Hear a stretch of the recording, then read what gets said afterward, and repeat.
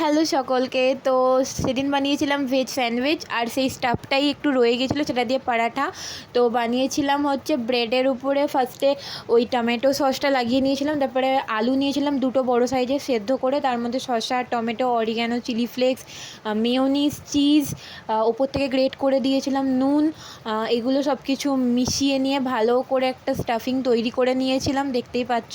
তো এতে আমার মা হেল্প করেছে, আমাকে অলওয়েজ করে। তো ভালোভাবে স্টাফটা দিয়ে ওপর থেকে চিজ দিয়ে তার উপরে পাউরুটি একটা বন্ধ করে আর বাটার দিয়ে ভালো করে টোস্ট করে নিয়েছিলাম। দারুণ হয়েছিল, ভিতরটা খুবই সুন্দর চিজি চিজি একটা ব্যাপার হয়েছিল। তো এটা তো গেল ফার্স্ট।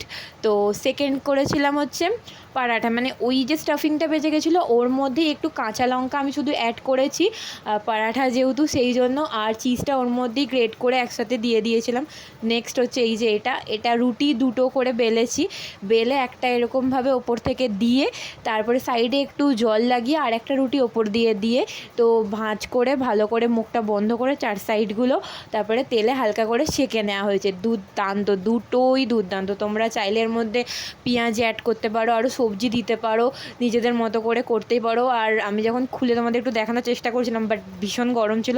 তোমরা অবশ্যই ট্রাই করে জানিও। চলো আজকের মতো এইটুকুই, টাটা।